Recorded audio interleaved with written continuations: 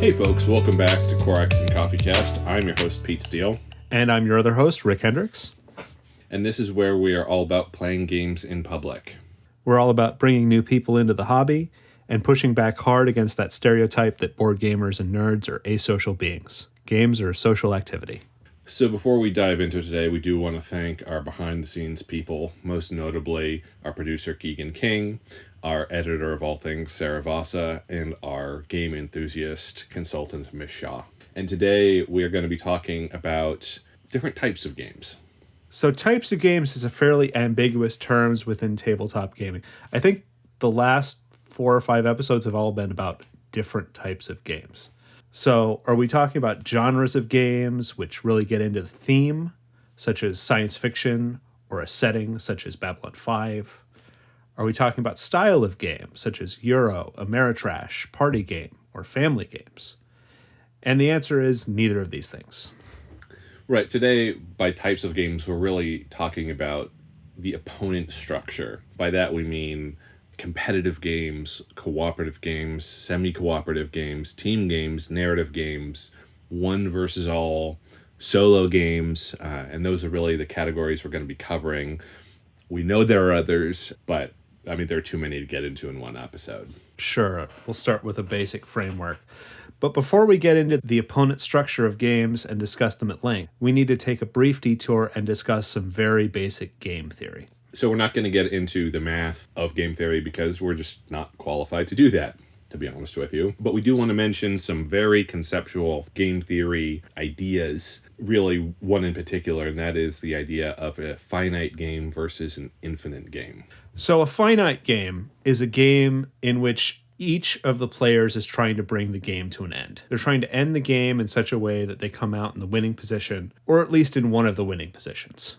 So in a finite game, the goal is to not continue the game for as long as possible. The goal is to end the game as quickly as possible, or take slightly more time to win the game, but to end the game in a winning position in such a way that your win state is maximized. Mm-hmm.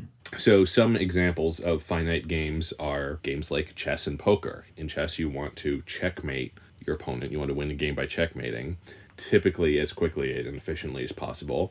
And in poker, your goal is to win as much money as possible, hopefully by clearing out your other opponents.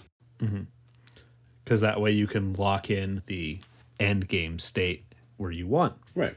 In an infinite game, the goal of the game is not to end the game, either in a winning position or a losing position.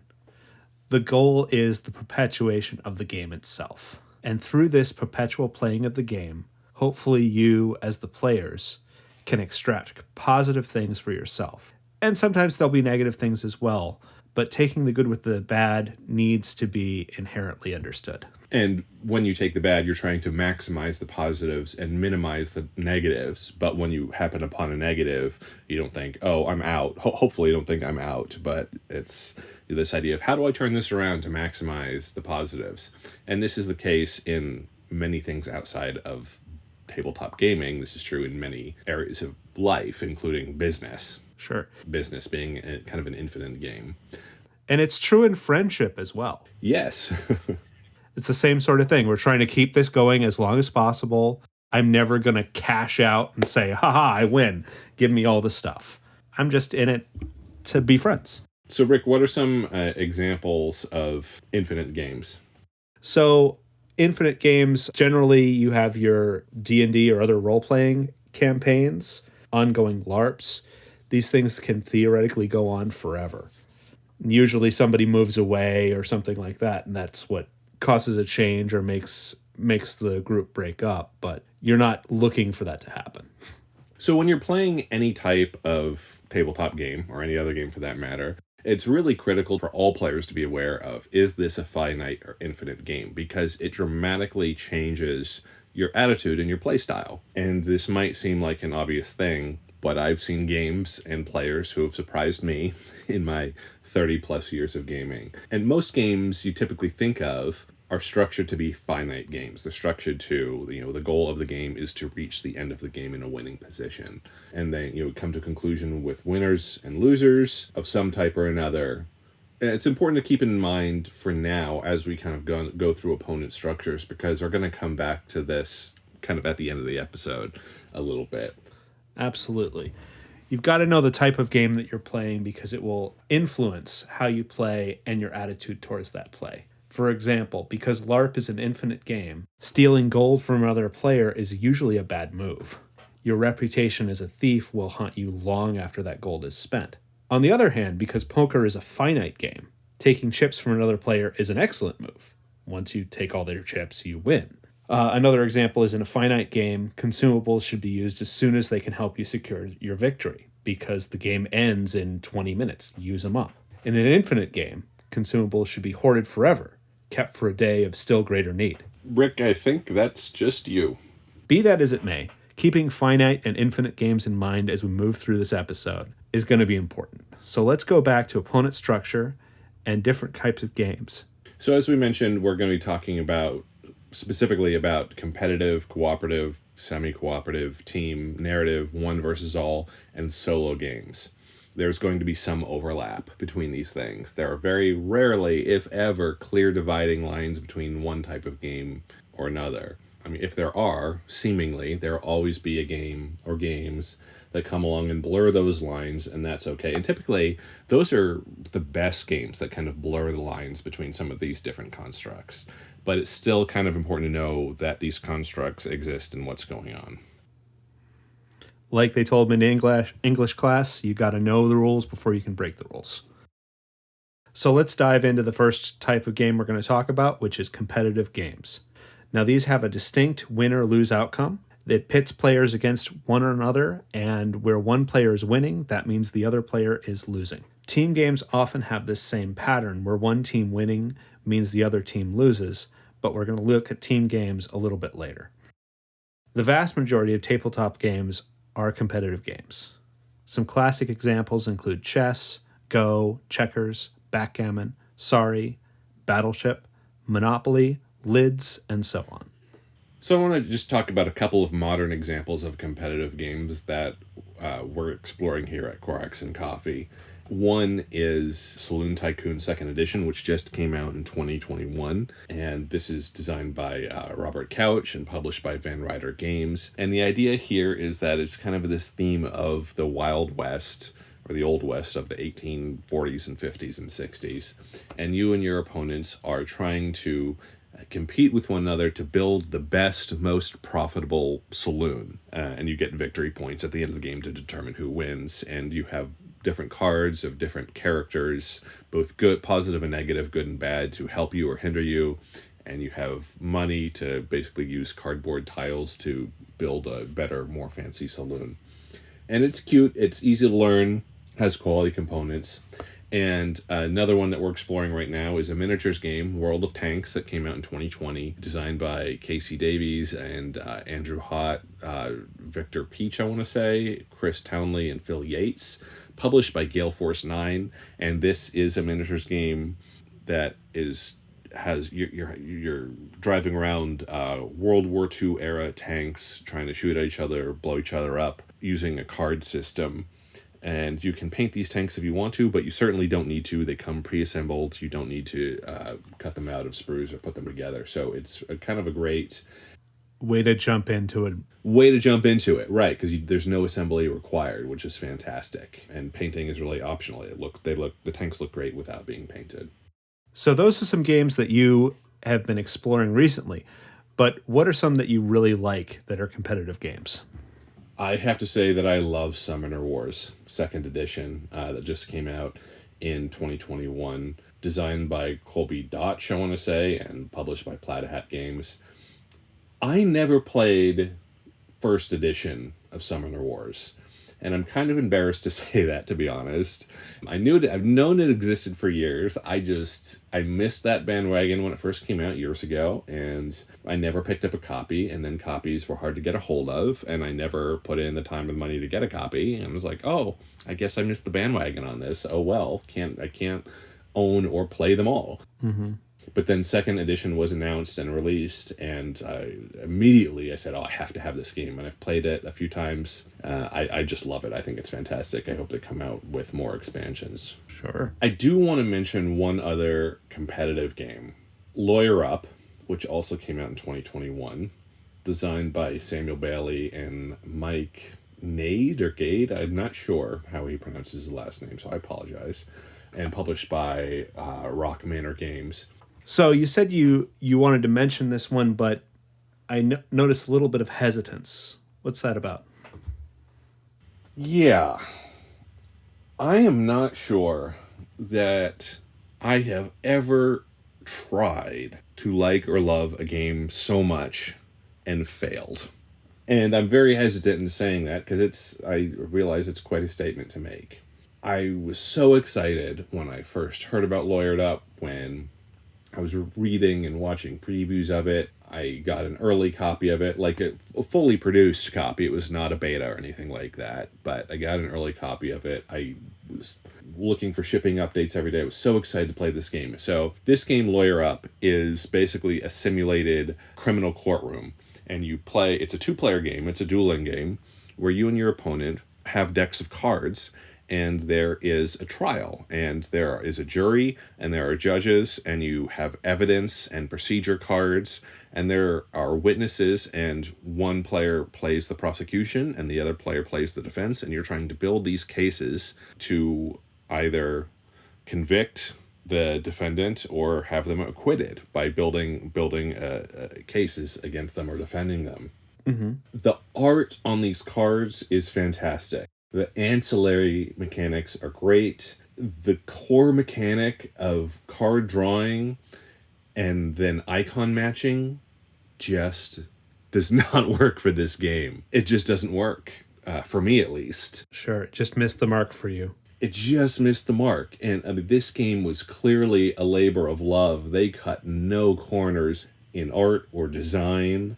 I think they set out to do something so darn hard to simulate a courtroom drama, and it just didn't work. I have never wanted to love a game so much, and I just couldn't. They came out with a couple of expansions. I've looked at those expansions. I have not given those expansions their due yet, but I will. Maybe, hopefully, they will change my opinion of the game. But again, if that core mechanic of just icon matching is the same, the game comes off as too random and chaotic for me, ultimately. Because I'm not a lawyer, right? But my understanding, I've talked to lawyers, and my understanding is that, Hollywood courtroom drama aside, the real idea of lawyering is you are, collecting this evidence to build a coherent, comprehensive case, either in order to try and convict a client or defend them.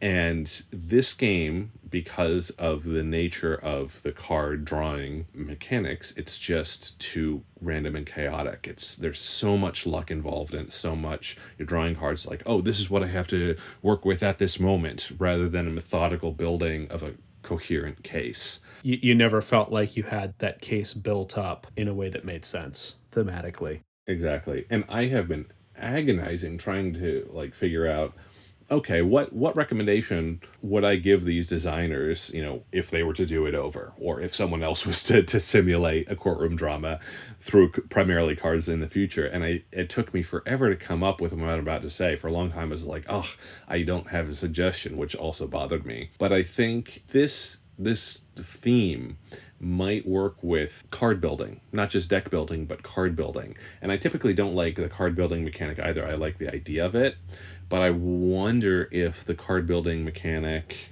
might work for this type of game. Now, I'm just throwing that out there. I have not looked into this any further. I have no idea if that would work. Maybe these guys looked into it and said that won't work. But I just think that if you're building a case, you need a building mechanic, and this game just didn't have it. So I'm going to leave it there. But as much as I want to play the game, I just don't want to play it. But I thought it was important enough to mention. It's clearly a game worth mentioning. And some people might love the icon matching. It doesn't work for me. What about you? What competitive games do you like or want to mention? So the first one that popped to mind was Ticket to Ride. Ticket to Ride is by Days of Wonder. It's been out for quite a while now in a number of editions. So this is one where you're creating a rival train network to your opponents, and you have a map of a generally a real world location, be it Europe or the United States or several others at this point. So you're trying to create the longest train line. You have other goals that come up on cards. It's a very competitive game that's kind of easy to grasp for newcomers, and I think there's a lot good to recommend it. So another one that I've come into contact with recently is called Furnace, and it's by Ivan Lashin. It's a pretty recent game. We just did a unboxing video of Furnace maybe a month ago or so. Oh, great. Yeah. So this is an economic game where each player builds a line of factories to convert materials from one another and into money. It's very competitive in that you don't have a lot of opportunity to help each other out, and certainly not a lot of motive to help each other out. But a quick, fast-paced game that also seems easy to learn and definitely worth a look, I would say. So I usually find that games are more engaging and competitive for me when there's at least a pretense or a possibility of working together. That place where we each say we're working together for reasons unknown is just such a fun place to explore. And that uncertainty of whether our alliance is real or not. I even feel like some ability to cooperate makes the true alliances truer, because there was an option to throw me under the bus, but you didn't. It wasn't just that you didn't have a betrayal mechanic available. I think most competitive games are finite games. You know, you're trying to get to this end game state. But maybe not all. I can't think of any examples right now. But that doesn't mean you can't compete in infinite games. You're certainly competing in big and small ways in infinite games as well. But again, if you win, you break an infinite game. So there's always that limit of, oh yes, I'd like to be important maybe compared to you, but I don't really want you to be unimportant. Exactly. Let's talk about cooperative games. See how these shake out for us. So in a cooperative game, every player is in it together. They're working together on the same team. So in a cooperative game, all of the players being human players, that you either all win or you all lose as a group. And you really have no motivation to work against one another. You may not always agree about what to do, and you have to kind of sort that out, as players out of game or maybe in game, but in game, you're trying to support each other towards a mutually beneficial win state. So some traits of this type of game is communication, problem solving, handling stress, managing time, making decisions the group can live with collectively, following instructions, and fighting against typically a difficult game opponent. Because you're not out to get each other, the game has to be out to get you. Right.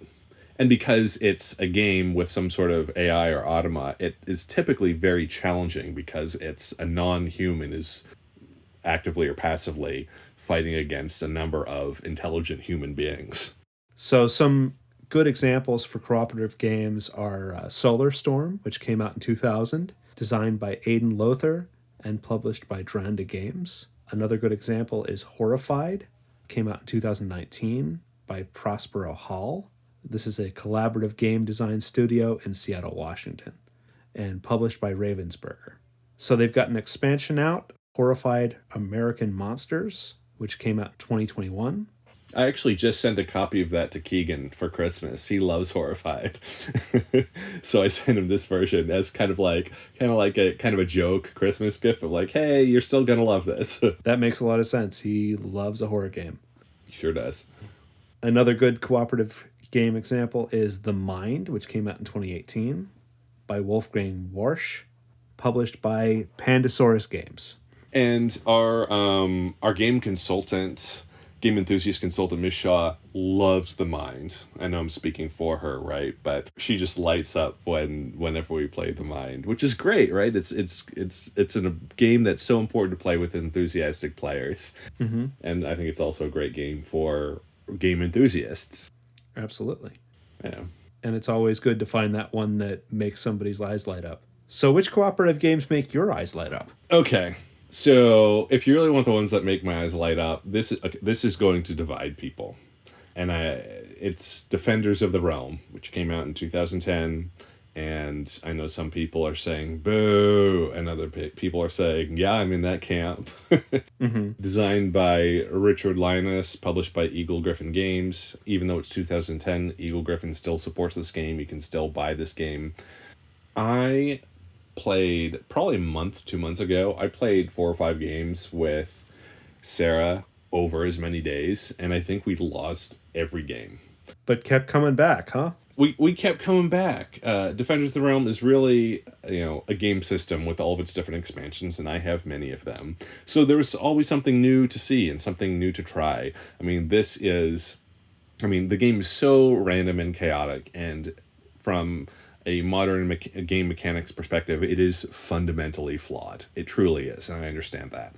And it's flawed in that you have this deck of cards that is the automa, a poor automa, and very often you can make all of the best decisions make your brilliant decisions, and this game really doesn't give you a lot of opportunity to be brilliant. It's kind of you're plodding along. And even if you make all of the best moves, due to the luck of the draw of this automa deck, you can still just be out of the game. So it's fundamentally mechanically flawed. I get it, I do. But because it's so heavily thematic and artistically designed to be a love letter to board gamers from the 80s who loved a good dungeon crawl and loved, be it D&D or anything else. Even though this was published in 2010, it's designed to look like a game from the 80s, and that's just so near and dear to my heart. So I love it.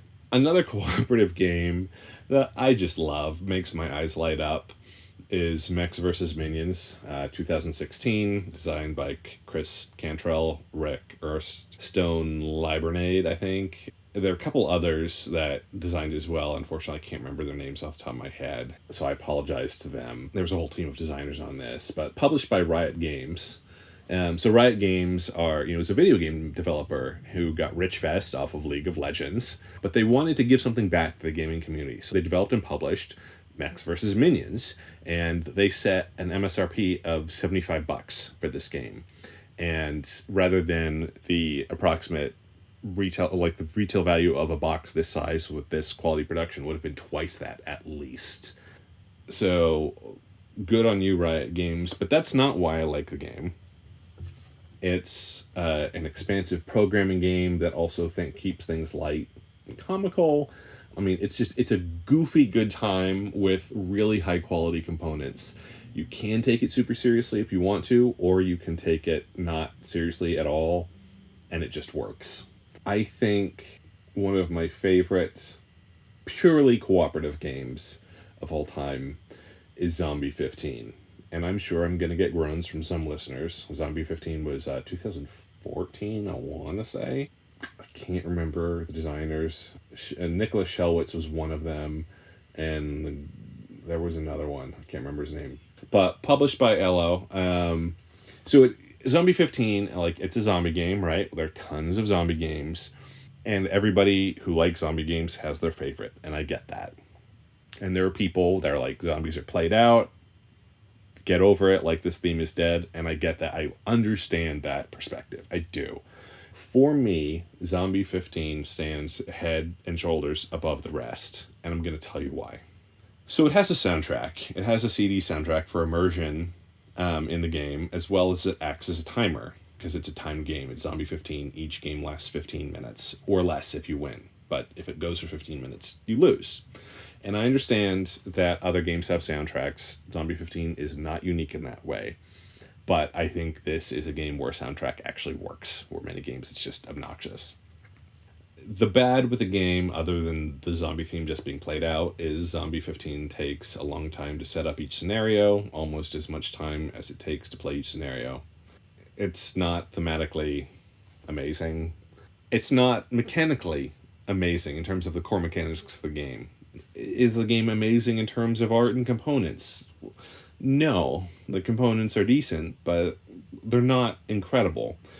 However, the good is, if you're playing with the right group of people, or even just the right one other person, it can be a raucous good time. And for the great. In Zombie 15, even though each game lasts a full 15 minutes, unless you win very quickly, which is unlikely, every second counts. Every second. Typically, the longer the duration of an activity, game or otherwise, the shorter and shorter time intervals matter less, right? If you have 24 hours to do something, minutes or hours may matter, but seconds typically don't, right? 15 minutes is a long time for 1 second to truly matter. And that is the case in Zombie 15. I mean, often in board games, seconds really only matter in rounds of 3 and 5 minutes, but 15 minutes is a long time to have such intense panic and focus, where every second counts. I mean, even if you lose your focus momentarily, that can be the difference between victory and defeat for you and your fellow players. But win or lose in Zombie 15, at the end of the game, you're standing around the table, hearts pumping, looking at the remains of the board with your fellow players going, what just happened? What did we just go through? Mm-hmm. So I mentioned one con of the game is that it takes a good 10 or 15 minutes to set up a new scenario between games. I actually think this might be a blessing in disguise, because it gives you time to reset, come back down, not fully come back down, but to an extent, discuss with your fellow players what you did well, what y'all did poorly, and what you could have done differently in the last scenario to help you in the next scenario that you're setting up. So you have some time to digest together. Exactly. I think zombie games are usually slow and plodding, perhaps designed to reflect the slow and plodding nature of zombies in most zombie universes. But the plodding pace in those types of games does not aid in the panic and the adrenaline and the madness of a horde of zombies, and the adrenaline that a horde of zombies would stir up in their potential victims in real life. Sure, zombies are slow, but they're also parabolic. Exactly. And Zombie 15 achieves that. Mm-hmm. So I want to tell you a specific story about my experience playing Zombie 15, and then I'll move on, I promise. Sure. But my dad and I were playing Zombie 15 about 2 years ago during, I think, the 2019 Christmas holiday season. Mm-hmm. And my mom was also in the room hanging out with us. She's not quite as big a games person, but she likes to kind of parallel hang out and chill. I think she was knitting or something, just being in the same space. And to set the scene, I was in my parents' home, so my childhood home. Holiday music was playing in the background, which is mainly classical music, which kind of played year-round in my household growing up, because my dad liked 60s music, my mom liked 70s music, but they both like classical, so that's what we played in our house. There you go. So my dad and I turned off the classical music and put on this Zombie 15 soundtrack, which is like at Christmas. So it's zombie groans and gunshots and emergency sirens and rains and all that, right? Mm-hmm. So my dad and I are standing around the table. I mean, Zombie 15 is not a great game for sitting, although you certainly can sit and have a great time. So my mom is sitting in the room knitting, hearing my dad and I scream and yell at each other about our moves and our plans, and frantically move our pieces for 15 minutes. We're screaming, trying to win this darn game. So my mom was a really good sport of us turning off our Christmas music and letting us like scream and yell, turning her house into a zombie apocalyptic war zone. Look, Mom, there's going to be zombies here. You don't have to play, but you might want to run. You might want to run. You're going to hear it. She really was a good sport. She's a people pleaser. We had great fun. It was not calm, pleasant, post-holiday, whatever, revelry, but there you go. So I 2 years ago, and I've played so many games since then, and this incredible experience is just seared into my memory. So I love it. What about you? What cooperative games do you like? So one of the ones that I really like is called Space Alert, which is by Czech Games Edition. Oh, yeah. Space Alert sounds kind of similar. It's got that soundtrack, and now there's obviously a space theme, but basically the soundtrack continually throws disasters at you, and you're all running around your ship trying to deal with them using some very ineffective tools, which is really part of the fun.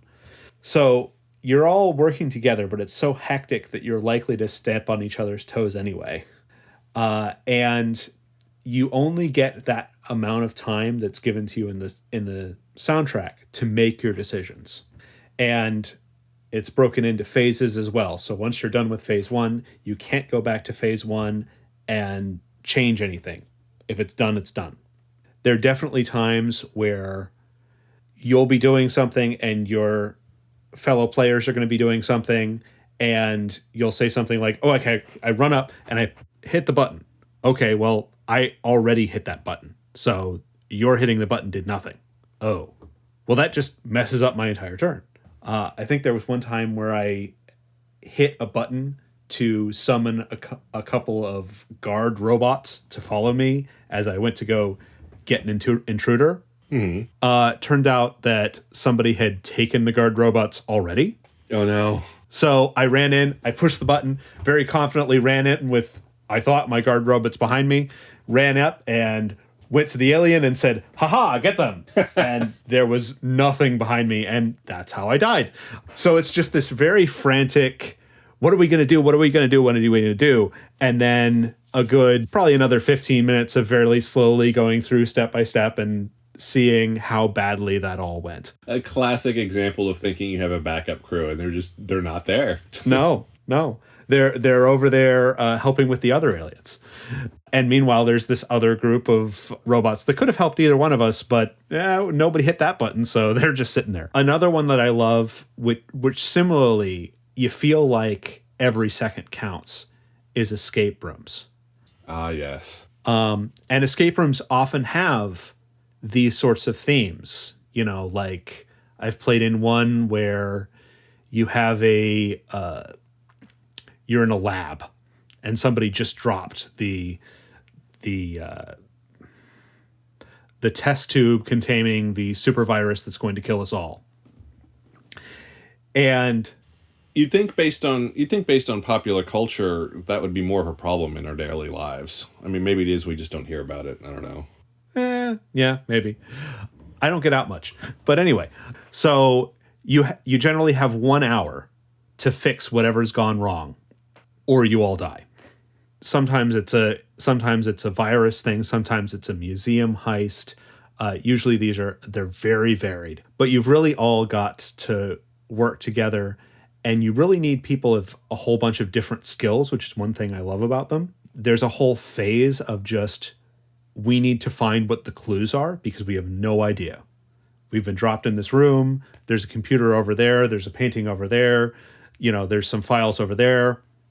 Any or all of these could be red herrings. So somebody needs to actually collect and find out what are probably the clues. And then you've got math puzzles, you've got science puzzles, you've got logic puzzles. And managing to get the right person in your crew in front of each one of these puzzles is the key to success, as well as communicating about which one you've actually already conquered.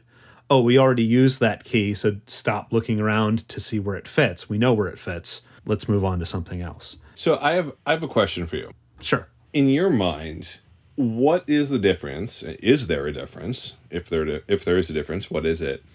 What is the difference between doing escape rooms and hard skill LARPing? So you're talking about hard skill LARPing, where hard skill is mainly something that you are able to do. Yes? Yes, the actual player. Something that you physically are able to do, and you don't get some in-game resource that allows you to do this.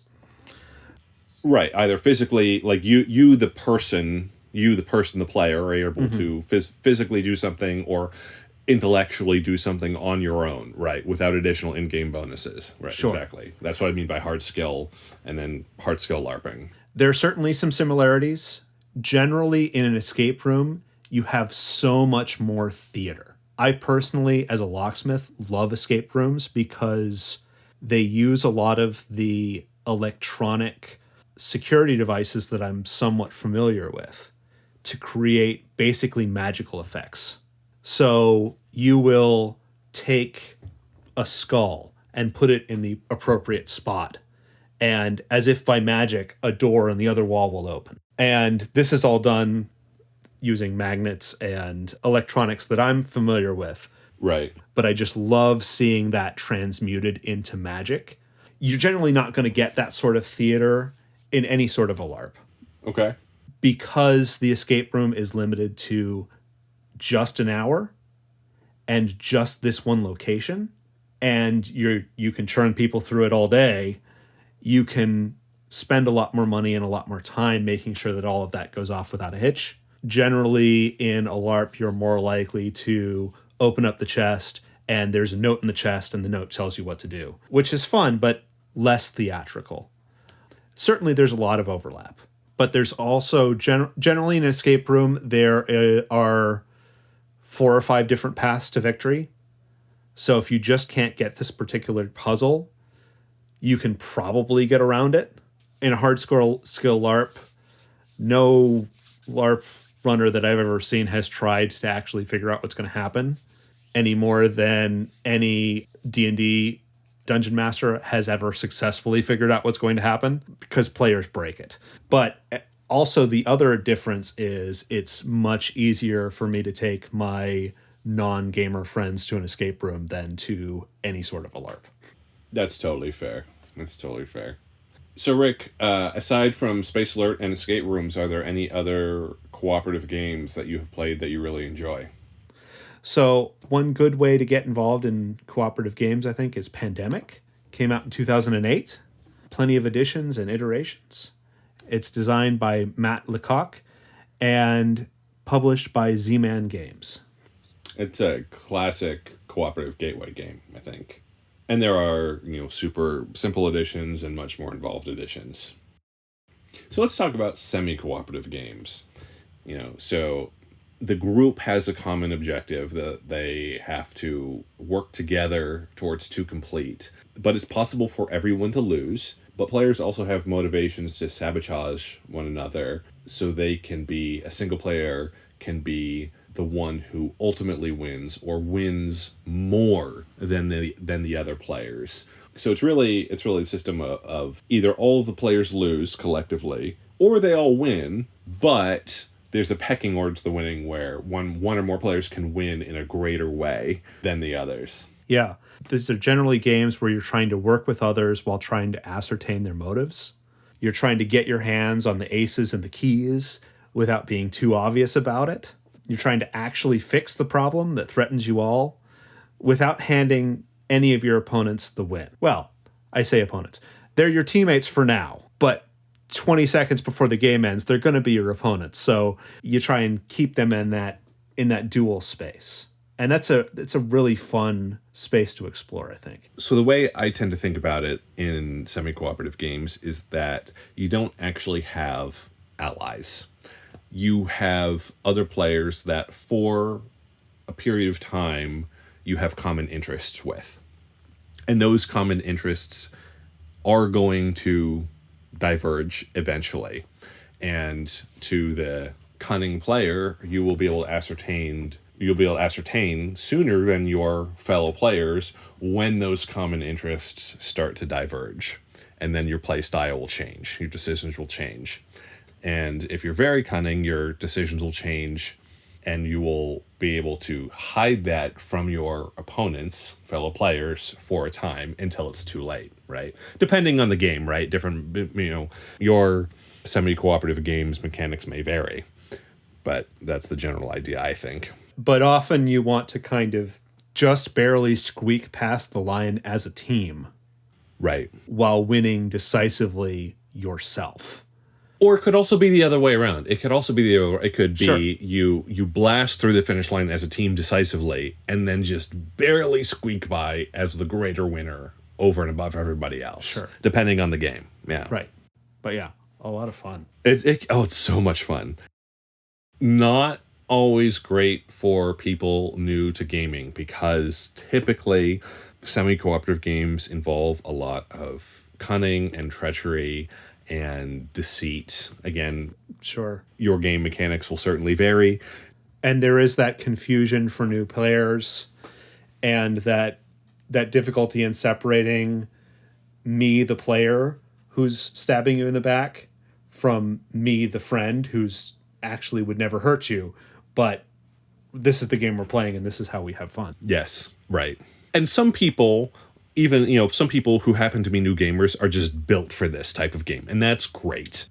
And for other people, be it experienced gamers or people new to the hobby, like they're not built for this type of social interaction, and that's fine. But it's of course critical to know, and it's just there are more layers here which can make it more confusing for new gamers. So just keep that in mind when you're trying to bring people into the hobby. Maybe don't start them off with a semi-cooperative game with treachery unless you know that this particular person will love it. So let's talk about some examples. One that I love is Nemesis, which came out in 2018, designed by Adam Kopinski, published by Awakened Realms, has a huge following, tons of expansions. It's essentially Alien, the board game, without licensing. Sure. It just is. Everybody knows it. The people who own the rights to the Alien franchise know it. The people who designed the game know it. They both know that they both know it. Everybody knows. But it's just fantastic. It's a great game. Hard to get to the table because it's a large board. Could never be played in a coffee shop reasonably because of the amount of space it takes up and the amount of time to play. So it's a very intricate game, kind of a big ask to get somebody to play with you. It's a very intricate game, yeah. So what are some other semi-cooperative games that you like, Pete? So one that I just love, that I want to mention specifically because they just came out with an anniversary edition, is Cutthroat Caverns. The original game was 2007. There were 4 or 5 or maybe even 6 expansions to come out for it over the years. Designed by Kurt Covert, I think.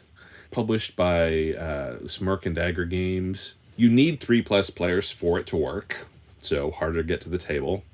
I think the anniversary edition came out in 2019, and there's only this edition of like the original Cutthroat Caverns game, not any of the expansions to my knowledge to date, but hopefully in the future. The anniversary edition has slightly nicer components in some ways. Definitely play this game with fun-loving and mature gamers. It can absolutely piss people off. Not a game to bring the new player to. No. Unless they are all about Cutthroat. Unless they are all about Cutthroat, that's right.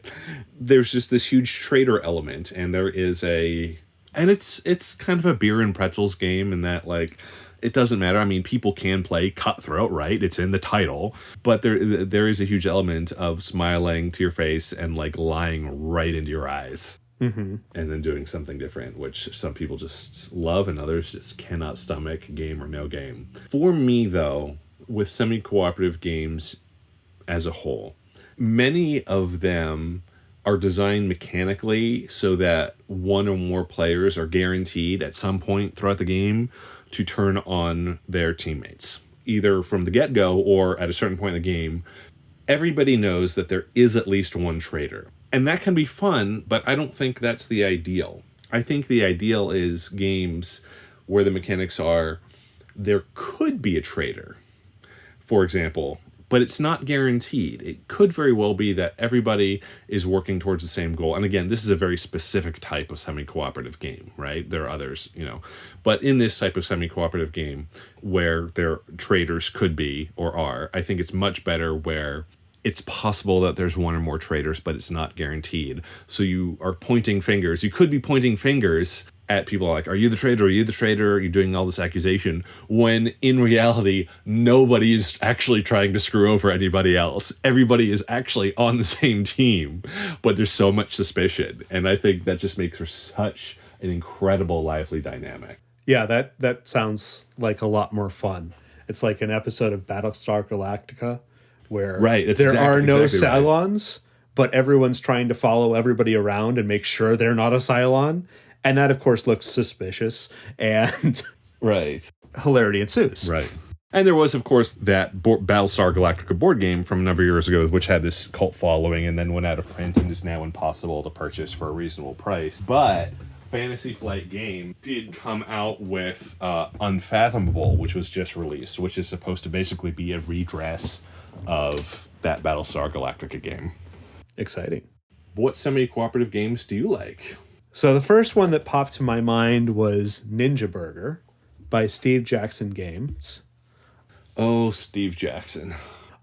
It's a really silly game where your Ninja Burger franchise has to work together to deliver orders to a variety of improbable locales.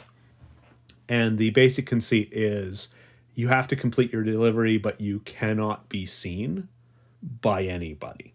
I think including the person you're delivering the burger to. So anyway, you're working together as this ninja franchise. And if your collective honor falls too low, you are all penalized. But if your collective honor rises high enough, one of you is promoted to manager. But only one of you can make it there. So you have to sort of work together and work against each other in turns. And certainly if somebody else is about to become the manager, it's a great time for the rest of you to gang up on them. Nice. So another interesting game in semi-cooperative is Fog of Love. So this is a game about a couple in a relationship. And the very interesting thing is the people in that relationship get to decide through play if the relationship is important to them or not. Both of them can win by being selfish jerks and ignoring one another. Both can win by riding the white horse off into the sunset together. Or both can lose because one was being bad at being selfish and the other was too invested in their partner coming around. And it's one of those great games where you're really not sure if the other person is on your side or not. And you're really not supposed to tell each other. My understanding of Fog of Love, and I have played the base game several times, and I know there are a number of expansions as well. My understanding, though, is that Fog of Love is really structured around a dyadic relationship. Is that your understanding as well? That's my understanding. There may well be an expansion that adds a third player in the relationship. I think that would be an interesting thing for the Fog of Love franchise or some other game to explore, and certainly not in a tokenizing way, but in an inclusive way. And certainly mechanically and gameplay wise, it would be great to have this option of, okay, two people are on board and is the third. And is the decision to be made even relevant for other players that play some role in a relationship with one or more of the other players? Like, I think they're interesting possibilities, both in terms of mechanical gameplay and in terms of increasing diversity of understanding around different types of relationships in a respectful way. Sure. Always good to put somebody in some unfamiliar shoes and see what they learn there. And also just to show through many different media, as well as board games, that, dyadic relationships, while they may be in the majority by the numbers, they are certainly not the default. Agreed. So anyway, this is one thing I love about role-playing games. It's fairly common for the party to be on the same page in most respects, but have different goals on a couple of different axes. It's perfectly feasible to have Janet and Bob on the same team, both desperately trying to save the world, except Janet wants to find that thief who stole the relic and started this whole mess, and Bob is that thief and would rather Janet not find out. LARP also makes this a lot more feasible because other players aren't physically around you all the time, so secrets can just be secret if you're good enough at hiding them. It's a lot of fun when you don't actually have to simulate, oh, I didn't hear that, or oh, I don't know that there's a 30% chance that one of us is a traitor. It's fun when it's more organic than that. It sounds like great fun. Yeah. It sounds like great fun. So that is one difference between a hard skill LARP and a escape room is that an escape room, you all know you're working together. I suppose if you put players in a hard skill LARP in a sinking ship and told them everyone would be dead in an hour if you didn't get out, you could create that for a while, but they are really different sorts of games in this sense. I actually have been in one escape room where different players were given different cards, and in fact, different outcomes were possible. So it was a semi-cooperative escape room. They do exist. You need to tell me where that is. It was in Illinois, Wheaton, Illinois, of all places. So one day, and I'm sure they exist in other places as well. Sure. Let's talk about team games. Let's. By team game, we're not talking about games like we have previously, where you can form short-term or long-term temporary alliances where eventually somebody is going to get stabbed in the back, or maybe in the front, or both, sooner or later during the game. In a true team game, the teams win or lose as a team. And generally, there have to be at least two teams. Some games have more. One will lose, and the other will win, or multiple will lose. If this weren't the case, it'd be a cooperative game, and that's not what we're talking about. Often in a team game, secret knowledge must be shared among team members either directly or by inference, while hiding that knowledge from the other team. Your strategies can't always be explicitly shared, lest the opposition figure out a counter. So a good example is 1775 Rebellion, which came out in 2013, designed by Bo Beckett and Jeff Stahl, and published by Academy Games. Academy Games does great team games. They do a lot of things really well, especially, their education, historical education in their games, which is, what they do, hence Academy Games. Love to see it, though. Yeah. Their team elements are really great. But I'm going to talk about some other team games that I really like. Great. Again, I know this is going to split the party, the gaming party. I love Axis and Allies. I do. I understand that part of that is due to the generation of gamer that I happen to be. The original Axis and Allies is something that I played back in the late 80s, early 90s, and was incredibly influential in getting me into gaming, which is a huge part of my personal identity at this point in my life. It came out in 81, designed by Larry Harris, published by Milton Bradley. There are tons of iterations, tons and tons, some much better than others. And I'm also going to say that the other way. There are some iterations that are much worse than others. There are some iterations of Axis and Allies that are awful, in my opinion. And there are other iterations that are just fantastic for what they are. And, I think Axis and Allies is best played with 5+ people. Some versions you want 7+ people. You want a person playing each power. And it's this World War II game of 1942, typically in the best versions, when the Nazi party in Germany was at the height of its power, and then it's the Axis versus the Allies in determining victory, and I just love it. I know there are much better games that have come out mechanically. Larry Harris has designed War Room since then, which I also love. I've just had such great fun playing this game many, many times over the past 30+ years. Memoir 44 and other Commands and Colors games are just great. Memoir 44, Operation Overlord came out in 2008, designed by Richard Borg, published by Days of Wonder. Another Commands of Colors game, also, Commands and Colors are Richard Borg's thing, was Red Alert Space Fleet Warfare. I love this because I really enjoy Commands and Colors. This is with spaceships on a huge map in space. And I just love spaceships with lasers blasting each other. It's just... That is more your speed. That's my thing. Yes, it is. If only they can get some cards in there. Well, they have cards. Okay. There are cards, yeah. So, Rick, we're going to have to get you to play a Commands and Colors game because there are lots of cards involved. And the cards dictate which troops move based on where they're located on the board and to what extent you can move them. You still have a lot of freedom, but you play a card and it says move 2 troops on the left flank, or move 3 troops in the center flank, or so on and so forth. And you have to play these cards to move your troops. You can't just move your troops willy-nilly. So it's the sort of thing where you might not have been given the opportunity to do what you'd really love to do by the cards in hand. Exactly. Here's where commands and colors really comes alive. And this is when you can get, and this is quite difficult, but when you can get 4 players per team, and it's 4 versus 4. So here's what happens is that you have one supreme commander who draws all of the cards and gets all of their cards in their hand, right? So they have the knowledge of all of the options. And then they have 3 field commanders on their team where they have, one field commander that controls the left part of the board, one field commander that controls the center, and one field commander that controls the right flank.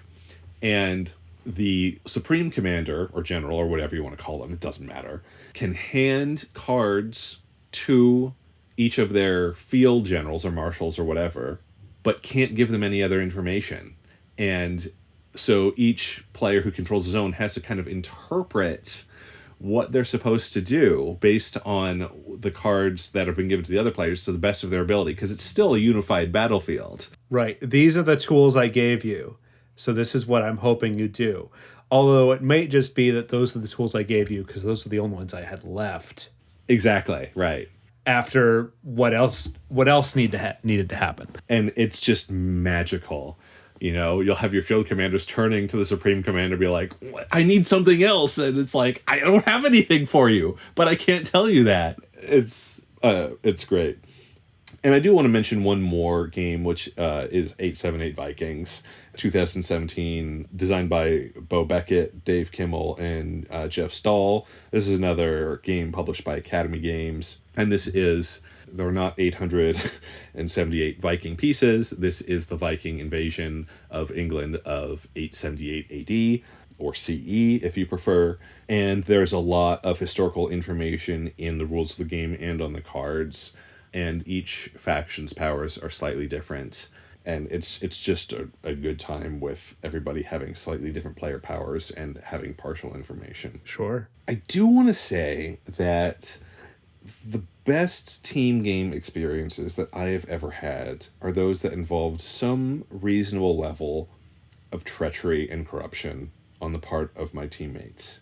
And I say reasonable level because if their motivations are pure, they didn't just go out to screw their teammates. But they found ways to add to the game thematically without breaking the rules and without being jerks for the sake of being jerks. They had their reasons for doing what they were doing, justifiable reasons, however misguided to another player, or however badly they backfired. And they did a thing, and they thought, oh, I really thought this was the best thing for us, or I really thought this is the best thing for these other people, the other team, and then they were going to give us this thing, and then they didn't. Or there are some games that I've played where the other team can actually bribe players on the opposing team. Be like, hey, if you don't actually help out your teammate here, we'll give you this thing that you can use against us later. And it can be an incredible interpersonal dynamic. Sure. I do love the mingling of these and the sort of creeping in of role playing to games that weren't necessarily supposed to include it. Yes. Of like, yes. Oh, well, yes, we were going to lose, 3 troops anyway.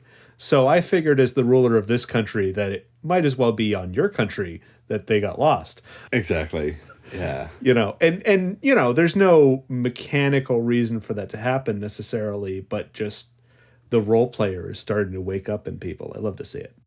What team games have you been into lately? So I enjoy the team game. It's sometimes called Mafia. It's sometimes called Werewolf. It's got other names. But this is one where teams are assigned randomly and secretly. And generally only the baddies actually know who's on their team. So everyone regularly has to put their heads down, and then the baddies get to wake up and silently select who to kill. Afterwards, everybody wakes up and decides who to vote off the island in an effort to get rid of the Mafia members.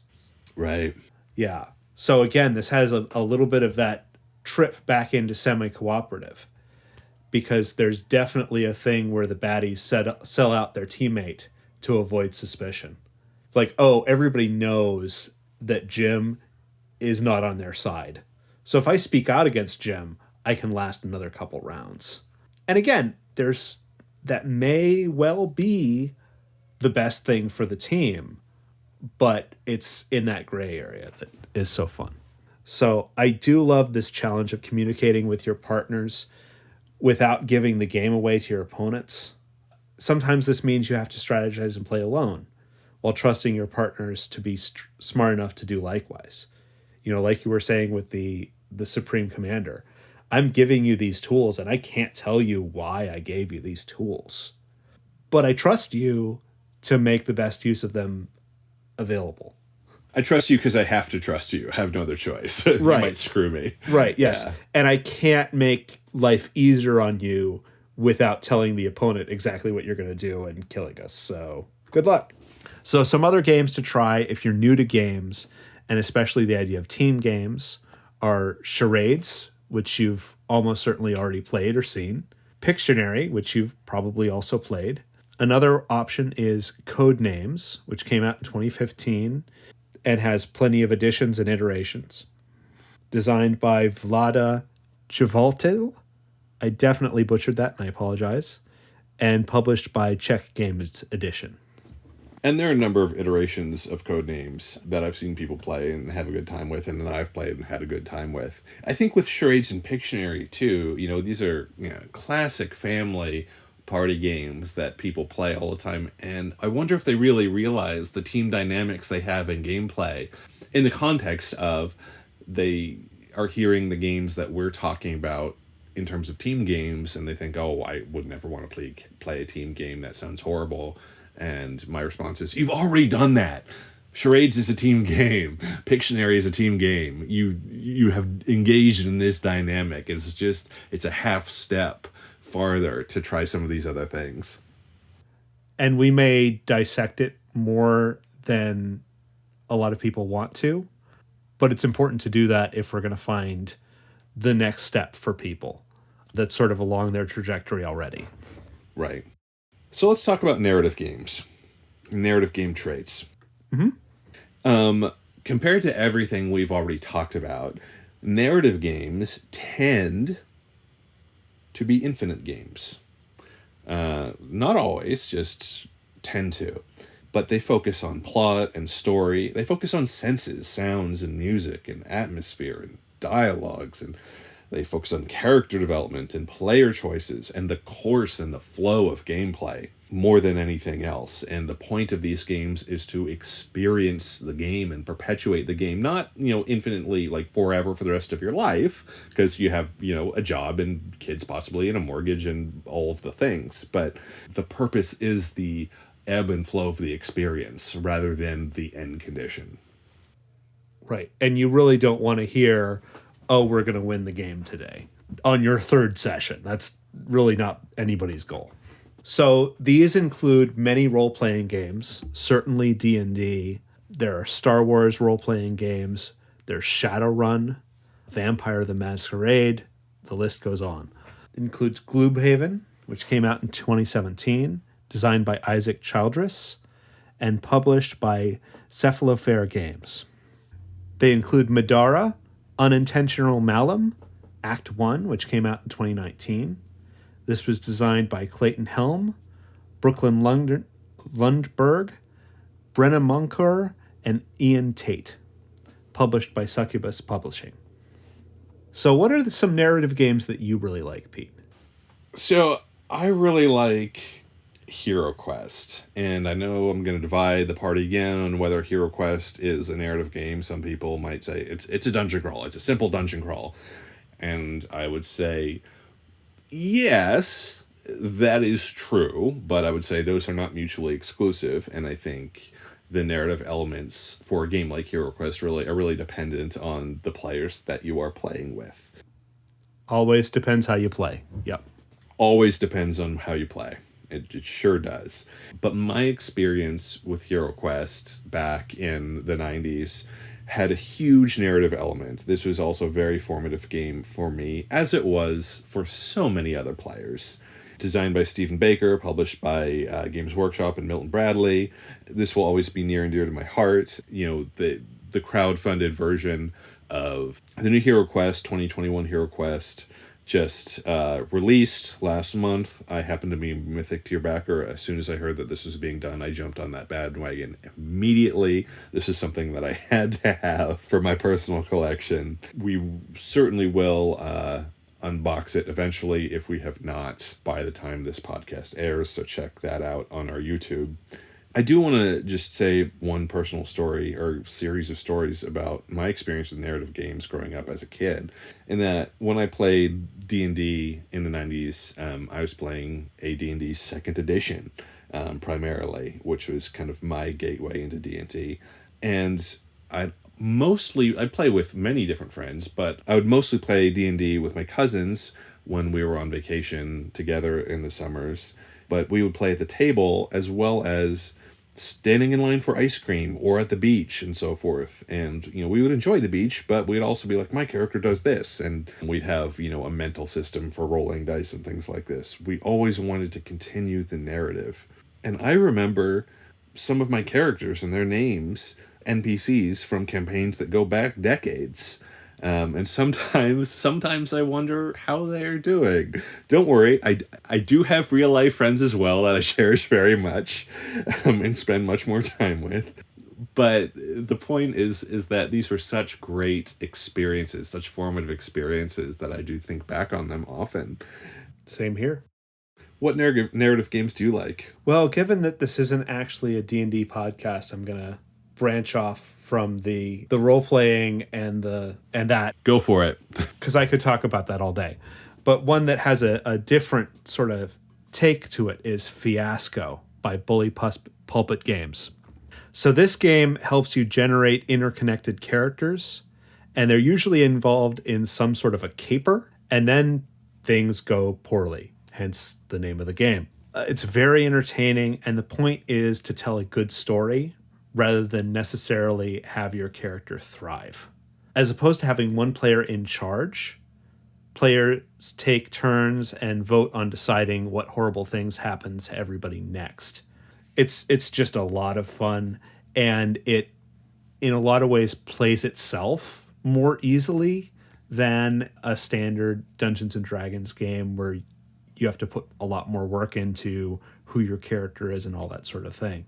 They have a really nice system for sort of bringing those things out and letting these characters live for the one session where they actually do their thing. So narrative games are some of my favorite games because the stories we tell together are often the best. As these are often infinite games, you get to experience the joy of your poor decisions from session 12 becoming lore that the new players get to piece together. I remember one specific LARP where a new player asked, "Wait, you sewed the universe back together with your soul?" Amazing. And I had to say, nah, my soul's basically garbage. We used Arena's soul. And it was right here, actually. If you concentrate, you can smell a bit of her holy power right here. Anyway, she got better. And it's just amazing to say, oh yeah, that thing I did a year ago, somebody's actually really interested in that and confounded by that. And that's an important part of the world for them. And it's just a lot of fun. I love it. Let's talk about one versus all games, also known as one versus many games. Sure, there's a lot of overlap there. There sure is. These games can be truly competitive, team-based games. They can be narrative, but this is really where the lines start to blur in a lot of ways. So in any one versus all game, the one tends to have a lot of options. They're often the master of ceremonies or DJ of the game, and they have a lot of responsibility for making the game go well, because generally if they either win handily or die immediately, nobody else has anything to play. All dungeon crawls... No, I'm not going to say that, actually. I'm not going to say all dungeon crawls are one versus all, because that's almost certainly not true. And if I do say that, somebody's going to say, hey, there's an exception to the rule. Why did you say that? Like, we only need to find one to prove your statement false. So I'm not going to say that. I'm not even going to say that most dungeon crawls are one versus all, because some hater may decide to set out to prove me wrong as well, and they can do that if they want. So, what I will say, Rick, is that many dungeon crawls are one versus all. And, I mean, that's true for Hero Quest, which we've already talked about. That's true for Descent and so many others. Certain games of D&D, yeah. The list goes on and on. So, I do want to mention, very intentionally, a couple of one versus all games that are not dungeon crawls. So, with that intention in mind, let's talk very briefly about Fury of Dracula. The third, fourth edition came out in 2015, designed by Frank Brooks, Stephen Hand, and Kevin Wilson, published by Fantasy Flight. And this is the idea that one player plays Dracula and everyone else is basically trying to hunt down Dracula. And if Dracula can remain hidden for a certain number of turns, Dracula wins. That player wins. And if Dracula is discovered and hunted down, the party hunting Dracula wins. And it's really great just to have one versus all game that is not a dungeon crawl, that is on an IP that many people know and can get behind. So is this one where Dracula can actually bare his fangs and try as hard as he can?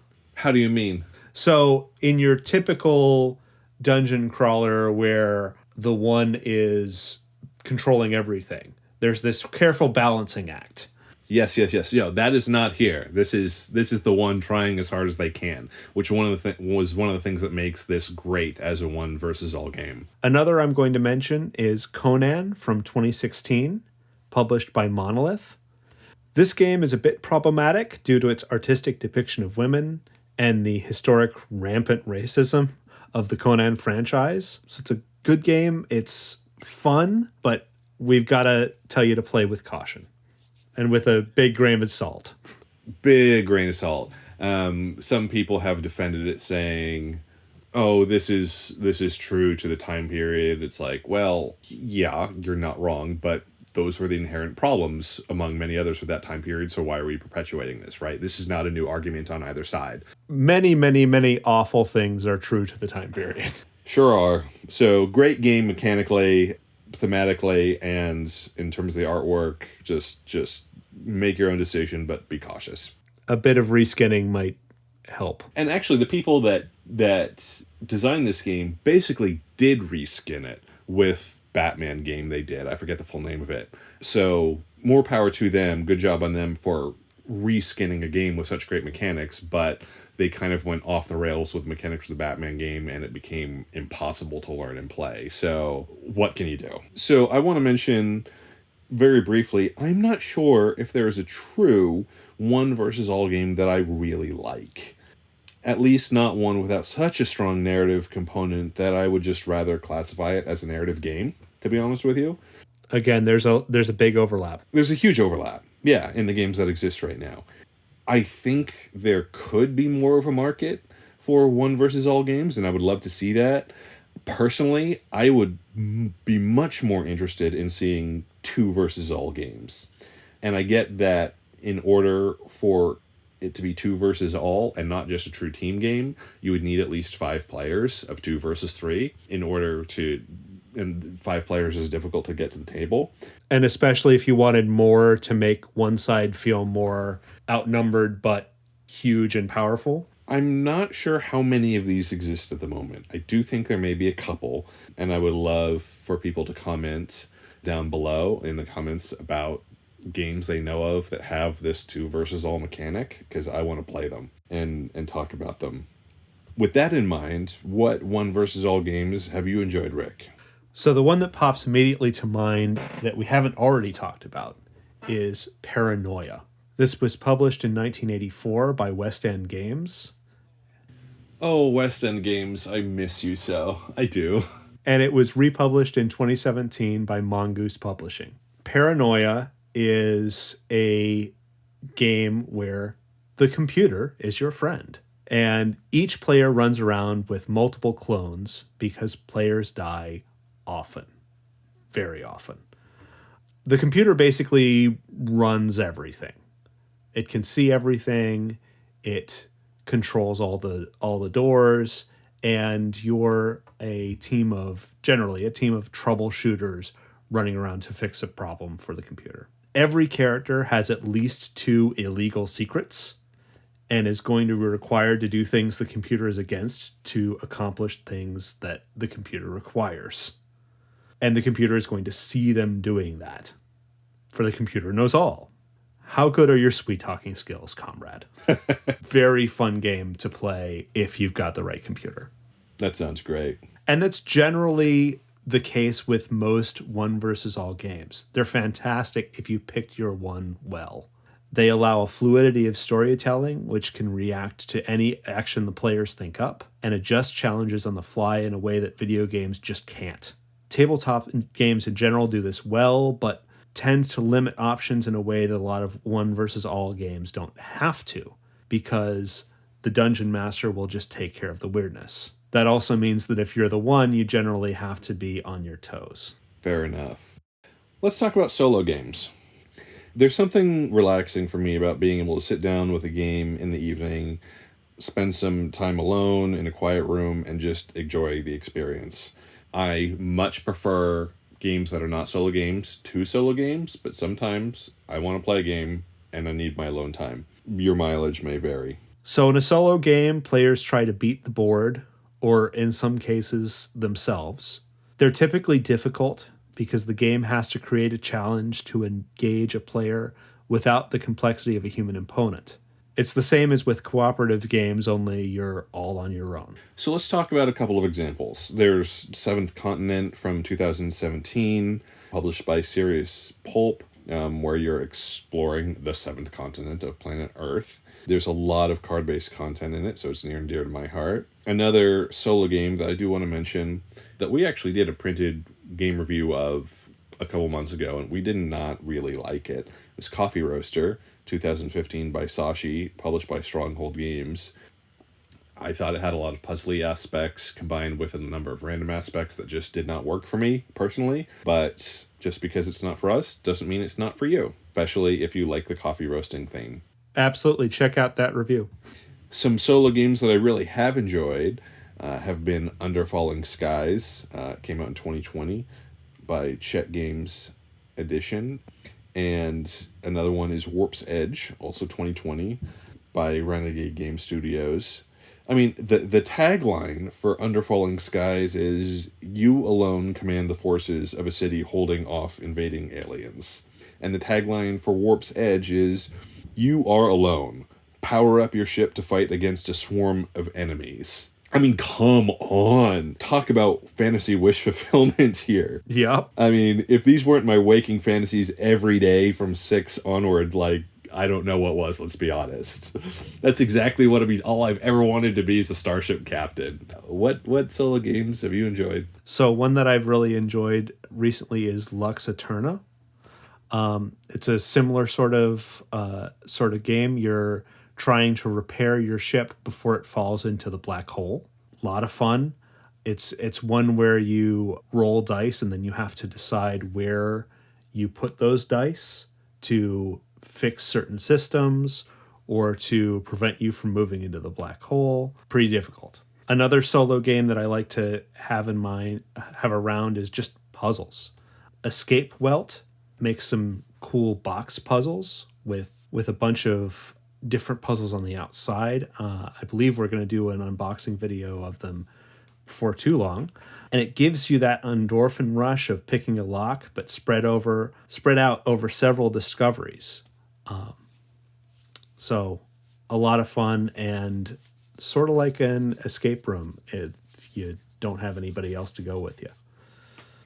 That sounds like great. I want to try it out.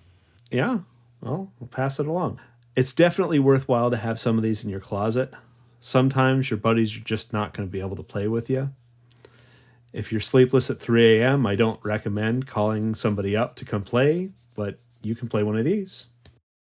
So when you are deciding on a game to play or category of a game to play, I think it can be helpful, if you want to think about it this deeply, to think, do I want a game with an ending that I am working towards, or do I want to immerse myself more in a story that I can play for a long time or dip into or out of as I see fit, depending on if it's solo or not, or depending on what your gaming group wants to do. I think real trouble rears its ugly head when people are playing a finite game as if it's an infinite game. They're just in it to experience it, and that typically means they're not playing as well as they possibly could, which can frustrate other players. It can, even if you are taking the game seriously and enjoying it as an infinite game, it can be interpreted as you're not really trying to like win the game. You're not with us. You're not taking it seriously. And on the other side of the coin is if you're in an infinite game trying to knock out other players, if that's even possible mechanically, other players can be frustrated because it's like that's not the purpose of this game. This purpose of this game is to have an experience and enjoy the narrative and see what people will do rather than to dominate in this way of just knocking other people out. It's certainly frustrating for other players when you're playing sort of in the wrong dynamic, but it also ends up being frustrating for you if you're playing a finite game in sort of an infinite manner. That means there's going to be a time where somebody steps on you and ends the game and wins, and you say, oh no, what happened to my awesome open world? Well, it never was supposed to last forever. You were supposed to be racing towards the finish line. And vice versa of, oh yeah, in my infinite game, I really got one over on the other player. You did, but then they rolled up another character, and you still have to deal with that person and the consequences of your actions. And it really just wasn't designed to have you step on somebody and get a happy ending. And just like with friendships, don't try and win your friendships. It's not going to go well, and you'll ultimately lose. Yeah. Thank you so much, as always, for listening to Korax and Coffee Cast. We'll be discussing additional topics all about gaming and more specific topics in the future, as well as specific tabletop games. Please do consider supporting the podcast. If you'd like to, we have a monthly subscription for the podcast available, the link for which is in the show notes of this and other episode below. This is a purely volunteer-based subscription. If you choose not to sign up to donate for a subscription, it will in no way limit your ability to listen to any of our content. Monetary support or no, please like and subscribe or sign up to get alerts when we post new content. Please visit our website at www.koraxandcoffee.com. Consider supporting us on Patreon or through our merch store. Thank you so much, all. Until next time, I'm your host, Pete Steele. And I'm your other host, Rick Hendricks. Take care, all. There comes a time in every producer's career where he's edited out enough swears that he starts considering making the hosts use a swear jar. You can't hear it because I protect your little ears, but honestly, it's a lot. Like so much. But as we start 2022, it kind of makes sense. Betty White, who I referenced in the last thing, has passed away. Bob Saget, too. And I saw that you can buy Flaming Hot Mountain Dew on the internet for like $30. A single can, mind you. Life is a tale, told by an idiot, full of sound and fury and flaming hot Mountain Dew. All is not lost, little one. Through the sheer tenacity of your stalwart hosts, Pete Steele and Rick Hendricks, and by the grace of whatever God guides you, we've made it to the end of the podcast. Huzzah. Music, ranting, and little sounds made by Keegan King, who is me. Thanks to Sarah Vasa and Miss Shaw and all our supporters out there liking and commenting on our show. Psst, that's you guys. If you like this podcast, then there's something deeply wrong with you. But that means you might like our other content, like written game reviews, game unboxing videos, and whatever else we can come up with, like print and play games. You're my kind of people. You can also find this cool stuff at koraxandcoffee.com. You can support us on Patreon or in the link at the bottom of the show notes on Spotify, Anchor, and now iTunes. You can help us pay to make this podcast the best it can be. Patreon gives you exclusive merch and a newsletter, which is pretty fun. You can download us and rate us on iTunes and Spotify, and that does help us a ton, so please remember to do that. The quote of the week. You want weapons? We're in a library. Books are the best weapons in the world. This room's the greatest arsenal we could have. Arm yourself. Korax and Coffee. Tabletop gaming. Caffeinated.